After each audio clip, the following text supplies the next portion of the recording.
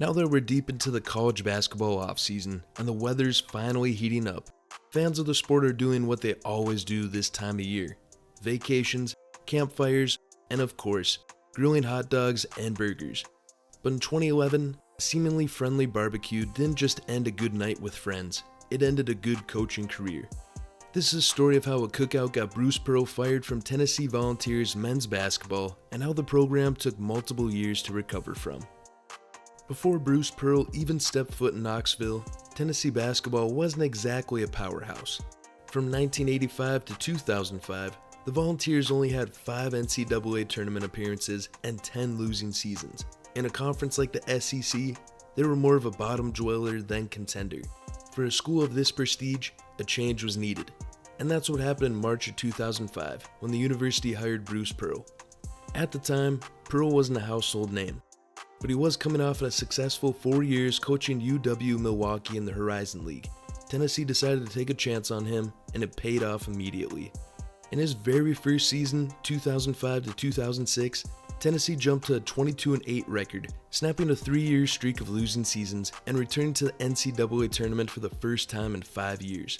Bruce Pearl's squad also became one of the best scoring teams in the nation, finishing 9th in points per game this year. So an impressive start to his Tennessee career, and he only built on that success. By 06-07, saw Pearl bring in a highly ranked recruiting class and push the Volunteers to their first Sweet 16 in 7 years.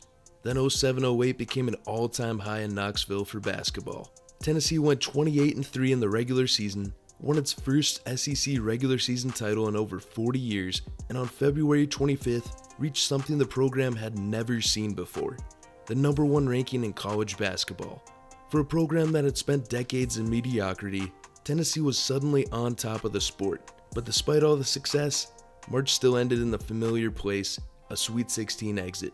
Now, regardless of how that historic 2007-08 season ended, Tennessee didn't go into the offseason discouraged. If anything, the program felt like it was just getting started. And Bruce Pearl? He was at the center of it all, recruiting 11th ranked overall recruit Scotty Hobson and 2 other top 70 recruits. But in that summer of 2008, one decision made in a backyard in Knoxville would quietly set everything in motion. Because this isn't just a story of a cookout, it's a story of how Bruce Pearl lost his job and how Tennessee basketball paid the price for years after. Pearl had held a cookout at his Knoxville home when multiple high school recruits, including junior Aaron Kraft, yeah, that Aaron Kraft, were on unofficial visits to UT. Pearl had invited recruits and families to the cookout, which was a violation of NCAA rules.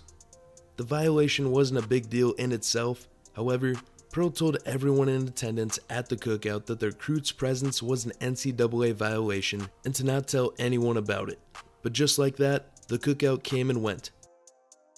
No headlines, no investigation, no consequences. For the next couple of years, what happened at that cookout stayed completely hidden. While that secret sat quietly in the background, Tennessee basketball just kept on winning.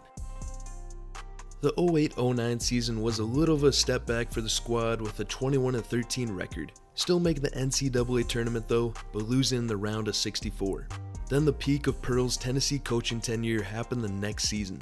Starting as the preseason number 10 team in 2009, it led to a Volunteer team that finished the regular season with a record of 25-8, which led to the team grabbing a 6th seed in March Madness, and where Pearl helped lead the team to their first ever Elite 8 appearance. Crazy, I know. And where if Tennessee made one of their free throws at the end of the game, I think we would have saw them make the Final Four, but Michigan State were the ones to advance by 1 point. Now, with the success of men's basketball taking over the university, something else behind the scenes was also taking over. In September of 2010, the bomb finally dropped. That cookout in 2008 came back to bite Pearl. At some point during these past 17 months, the NCAA was made aware of the violation and questioned Pearl about it. Pearl admitted to providing misleading and incorrect information to the NCAA for a possible recruiting violations. And to top it all off, when the NCAA were looking into this a few months earlier in June of 2010, Pearl met with his assistant coaches that day to learn about their interviews before he had his own, and later called the father of one of the recruits that had visited his house. Pearl wanted to remind the father that he had been told 2 years earlier that the visit was an NCAA violation and that he and his family had a choice whether to attend the barbecue or not. This investigation led to even more information to be spilled, such as Tennessee using excessive phone calls, allowing recruits on official visits to stay longer than allowed, and meeting with junior recruits at off-campus sites. The university self-imposed sanctions on Pearl and his entire staff, and forced him to take a salary reduction. The SEC also suspended Pearl for the Vols' first 8 SEC games. With Pearl still at Tennessee after this offseason mess, the Volunteers came in ranked as 23 in the preseason polls, but by late December, they were knocked out of the top 25. Tennessee did still make the NCAA tourney, granted, with Pearl's worst record at UT being 19-14, they lost the opening round to Michigan in a 30-point blowout. A rather appropriate mark to Pearl's final game in Tennessee, because on March 21st, 2011, Pearl was fired as the head coach. One of the college's best coaches to date, gone just like that after 6 seasons. Many students and fans of the team did not want to see Pearl leave, and looking back now with today's age of NIL, this cookout was very minuscule. The NCAA was just a wild time before universities could legally give these players money. Nevertheless, the 6 years that followed, Tennessee was just not the same. Yes, they did make the NCAA tourney one time in 2014. However, from a total record standpoint, they went just 110-92. Didn't have a season with under 13 losses. After Rick Barnes' first 2 seasons, he has brought Tennessee back to the national powerhouse that Bruce Pearl did in the late 2000s. But you could say Pearl being there when he was has helped out UT's basketball of today.